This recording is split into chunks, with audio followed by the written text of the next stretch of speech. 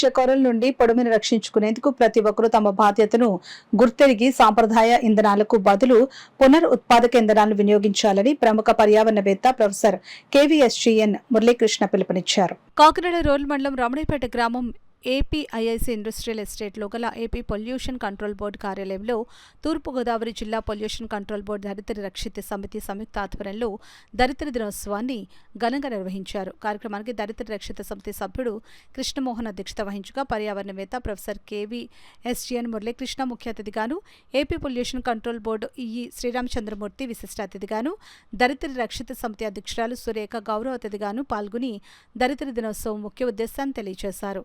ఈ కార్యక్రమంలో ఏఈఎస్ఆర్సీ మూర్తి, ఓఎన్జీసీ ప్రతినిధులు, దరిద్ర రక్షిత సమితి సభ్యులు కృష్ణమోహన్, నరసింగరావు, బాబీ, పీసీబీ సభ్యులు, ఇండస్ట్రీల ప్రతినిధులు, కార్మికులు పాల్గొన్నారు.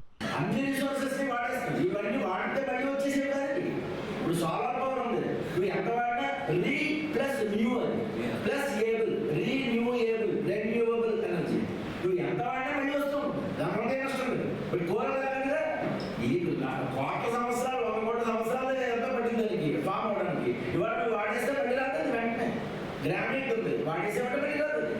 సో అలా అన్నమాట. వేరే ఓకే ఎందుకు చెబుతాను, తల్లి ఏం చేసింది, మదర్ సర్వస్వాన్ని ఇచ్చేసింది, ఇంకా దాన్ని పిండేనండి. అదే మదర్ ఎర్త్ని వాళ్ళ నుంచి డాటర్ ఎర్త్ కూతురుగా ట్రీట్ చేశారండి. అప్పుడు ఏం చేస్తాను, లాభం పీక్ ఏదో ఒకటి ఇవ్వాలని ట్రై చేస్తాం. మన ఎర్త్కి ఏమేమి ఇవ్వాలని చెప్పండి, ఏదో చెట్టు పాకాలి రైట్, లేదా అందరూ చేసేలాగా ఎక్స్ప్లాయిటేషన్ చేసి ఆ సుఖం కోసం ఆ సుఖాన్ని కొంచెం తగ్గించుకోవాలి. సుఖాన్ని తగ్గించుకుంటే దాన్ని సింప్లిసిటీ మూవ్మెంట్ అంటారు. అది సింపుల్ లైఫ్ స్టైల్.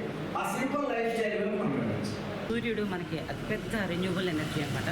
వీటిలన్నింటినీ కూడా వాడడంతో భూమి యొక్క గ్లోబల్ వార్మింగ్ని, కార్బన్ లెవెల్స్ తగ్గడంతో అంటే ఇవి గ్రీన్ హౌస్ గ్యాసెస్ని రిలీజ్ చేయవు. తద్వారా కార్బన్ లెవెల్స్ తగ్గి భూమిని మనం రీజనరేట్ చేయొచ్చు. మళ్ళీ అంటే రీజనరేట్ చేయడం అంటే మళ్ళీ దాన్ని అట్లీస్ట్ దాన్ని పూర్వస్థితికి రావడానికి కొద్దిగా మనం ఒక అవకాశాలు ఉన్నాయని చెప్పేసి ఈ విధంగా జరిగింది. ఈ అవేర్నెస్ కార్యక్రమాన్ని కాకినాడ ఆంధ్రప్రదేశ్ కాలుష్య నియంత్రణ మండలి రీజనల్ ఆఫీస్లో ఈరోజు ప్రొఫెసర్ మురళీకృష్ణ గారిని ముఖ్య అతిథిగా ఇన్వైట్ చేసి ఇండస్ట్రీస్ పీపుల్ని, కొంతమంది స్టూడెంట్స్ని, మా సభ్యులు అందరూ కూడా గ్యాదర్ అవడంతో ఒక అవేర్నెస్ కార్యక్రమం చేసి ఏం చేయాలి, ఏం చేయకూడదు, పర్యావరణం రక్షించడానికి అని చెప్పేసి పర్యావరణ పరిరక్షణ జయంగా ఏర్పడినటువంటి దరిద్ర రక్షిత సమితి వరకు కూడా ఆంధ్రప్రదేశ్ కాలుష్య నియంత్రణ మండలితో ఈరోజు వారి సహకారంతో ఇక్కడికి వచ్చి వాళ్ళ యొక్క అమూల్యమైన మెసేజెస్ అన్నింటినీ కూడా వినడం జరిగింది. మేము కూడా షేర్ చేయడం జరిగింది. థ్యాంక్ యూ అన్న. ప్రాంతీయ కార్యాలయం కాకినాడలో ఎంతో గొప్పగా ప్రొఫెసర్ మురళీకృష్ణ గారు జేఎన్టీయు కాకినాడ నుంచి వచ్చి అద్భుత సందేశం ఇచ్చారు.